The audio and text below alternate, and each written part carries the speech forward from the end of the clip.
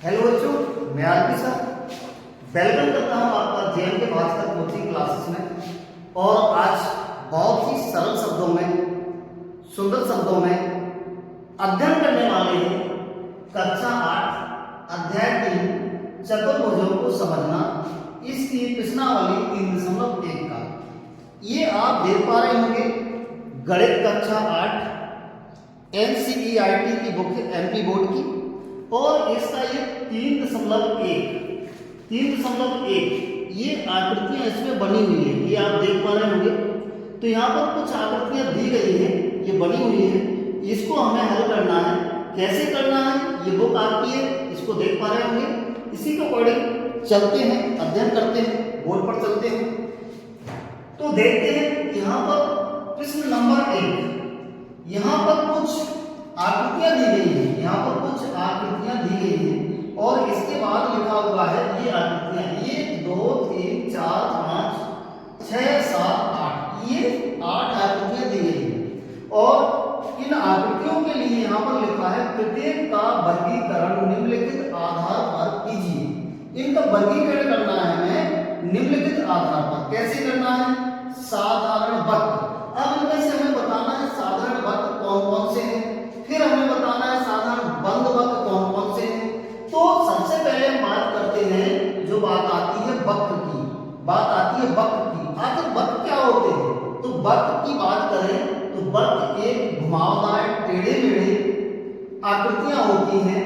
ये सीधी रेखा के विपरीत है, समतल रेखा के विपरीत है।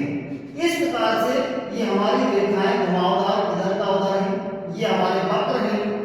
ये सीधी रेखा के विपरीत है कि एक ही सीधी रेखा हो, वक्र नहीं माना जाएगा। इस प्रकार से हम वक्र के बाद बात करते हैं नंबर 1 साधारण वक्र। तो इनमें से हमें वर्गीकृत करना है, इनको वर्गीकरण करना है कौन कौन सी इनमें साधारण वक्र। उत्तर, पहले का उत्तर पर आते हैं। साधारण वक्र में देखिए ये सीधी सीधी रेखाएं खींची हुई वक्र बना हुआ है, ये साधारण है। तो पहला आपका साधारण है, दूसरा भी आपका साधारण है, तीसरा एक घुमावदार बना है, इसलिए साधारण में नहीं आएगा। 4 नंबर पे ये सीधी लाइनों के द्वारा आकृति बनी है, ये भी साधारण है, तो 4 नंबर पे भी आपका साधारण वक्र है। 5वां ये आपका घुमावदार बना है, इसलिए 5वां भी साधारण वक्र नहीं है। इसके बाद 6वां भी साधारण वक्र नहीं है, ये भी घुमावदार बना है। ये 7वें में हमारी फिर से रेखाएं आ चुकी हैं 2, फिर ये हमारा 7वां भी साधारण वक्र यहाँ पर है। तो साधारण वक्र में कौन कौन सी आकृतियां हैं? 1 2 4 7, इस प्रकार की जितनी ये आकृतियां हैं 1 2 4 7 में, वो हमारी साधारण वक्र है। इसके बाद बात करते हैं हम साधारण वक्र के बाद साधारण बंद वक्र की, यानी साधारण तो है लेकिन बंद वक्र है। कैसी है? बंद वक्र है। तो ये साधारण भी है और बंद भी है, ये साधारण भी है और बंद भी है। ये साधारण नहीं है, ये साधारण भी है और बंद भी है। ये साधारण नहीं है, ये साधारण नहीं है, ये साधनी भी साधारण है और बंद वक्र है। कहने का मतलब जितनी भी इनमें साधारण है वह बंद भी है। तो साधारण बंद वक्र में वही आ जाएगी 1 2 4 7। तो इनमें से छांट करके देख लीजिए, छांट लीजिए 1 2 4 7, ये साधारण बंद वक्र में आती है। फिर बात करते हैं हम तीसरे नंबर पे, सी नंबर पे बहुभुज की। बहुभुज मतलब बहुत सी भुजाएं। तो इसमें देखो एक 2 से अधिक जो भुजाएं होती है वो बहुभुज होती है। तो इसमें भी बहुत सी भुजाएं हैं, इनको हम बहुभुज बोल सकते हैं। एक को दूसरे में हमारी बहुत सी भुजाएं, ये बहुभुज हो गया दूसरा। और 4 नंबर पे इसमें बहुत सी भुजाएं, ये भी हमारा बहुभुज में आ जाएगा। ये बहुभुज नहीं है, ये बहुभुज नहीं है, ये बहुभुज नहीं है, ये बहुभुज नहीं है और ये बहुभुज नहीं है। इसके बाद बात करते हैं डी नंबर की। डी नंबर पे हमारा उत्तल बहुभुज। क्या है? उत्तल बहुभुज। तो उत्तल बहुभुज में हमारा यहाँ पर हम देखेंगे तो दूसरा हमारा ये उत्तल बहुभुज है। दूसरी वाली जो आकृति है उत्तल बहुभुज है, तो ये हमारा दूसरे नंबर पे आ जाएगा। इसके बाद ई नंबर पे आता है अवतल बहुभुज।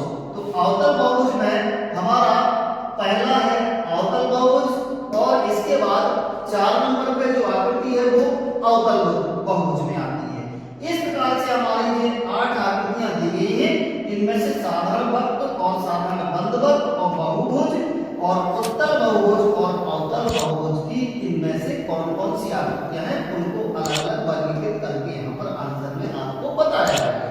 तो ये आप क्लियर कर सकते हैं कौन से साधारण वक्र है, कौन बंद वक्र है, कौन बहुभुज है, कौन उत्तल बहुभुज है, कौन अवतल बहुभुज है इन आकृतियों में से।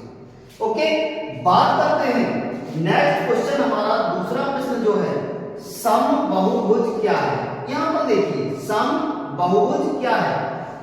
एक समबाहुभुज का नाम बताइए जिसमें समबाहुभुज क्या है, एक समबाहुभुज का नाम बताइए जिसमें इसके 3 क्वेश्चन दिए गए हैं, 3 भुजाएं, 4 भुजाएं, 6 भुजाएं, इनके हमें आंसर देना है। तो पहले का उत्तर हो जाएगा, उत्तर पहले का हो जाएगा, उत्तर पहले वाले का हो जाएगा। पहले हम लिखेंगे समबाहुभुज क्या है।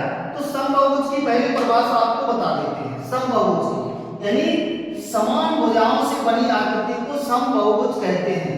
समान भुजाओं से बनी आकृति को पहले हम यहां पर डालेंगे समबाहुभुज।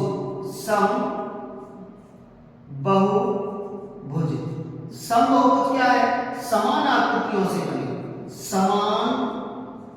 समान 2 से अधिक, समान 2 से अधिक रेखाओं से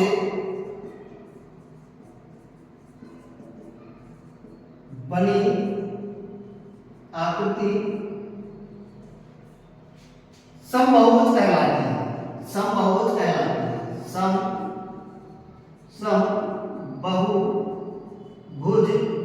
कहलाती है। ये हमारा ये समबाहुभुज का हो गया, कहलाती है। ये समबाहुभुज का हो गया। इसके बाद यह समबाहुभुज का नाम बताइए। एक समबाहुभुज का नाम बताइए जिसमें 3 भुजाएं। तो पहला हमारा है 3 भुजाओं वाला, 3 भुजाएं, 3 भुजाएं। तो 3 भुजाओं वालों को बोलेंगे, 3 भुजाएं किसकी हैं उनको बोलेंगे हम समबाहु त्रिभुज। समबाहु त्रिभुज क्या बोलेंगे, समबाहु त्रिभुज। ये जिसकी 3 भुजाएं और समान भुजाएं उनको बोलेंगे, 3 भुजाओं वालों को समबाहु त्रिभुज। ये समबाहु त्रिभुज हो गया। दूसरे का आंसर हमारा रहेगा, इसमें 4 भुजाएं हैं, जिसमें 4 भुजाएं, 4 भुजाएं। तो 4 भुजाओं वालों को बोलेंगे, जिसकी समान 4 भुजाएं होंगी उसको बोलेंगे हम वर्ग। क्या बोलेंगे, वर्ग। ये वर्ग रहा, वर्ग। 4 भुजाओं वालों को वर्ग। जैसे समबाहु त्रिभुज, समबाहु त्रिभुज का हम इधर फिगर बनाएंगे तो ये समबाहु त्रिभुज का फिगर है, ये चित्र बन गया इसका। यानी इसकी सभी भुजाएं समान हैं और लेकिन इसमें कितनी है, 3 भुजाएं हैं, तो इसको समबाहु त्रिभुज बोल देंगे। ये 4 भुजाएं हैं, तो 4 भुजाएं जिनकी समान होंगी वर्ग, जिसकी समान होंगी, समान। यदि 2 सेंटीमीटर ये है तो सभी 2 सेंटीमीटर में होना चाहिए। तो 4 भुजाएं वाले वर्ग होता है, उसकी चारों भुजाएं समान है, उसको हम वर्ग बोलते हैं। तीसरे नंबर पे बात करते हैं। तीसरा वाला जो क्वेश्चन है उसमें लिखा है 6 भुजाएं हों। जिसकी 6 भुजाएं हों, 6 भुजाएं, 6 भुजाएं जिसकी हैं उसको हम क्या बोलेंगे, समषड़भुज।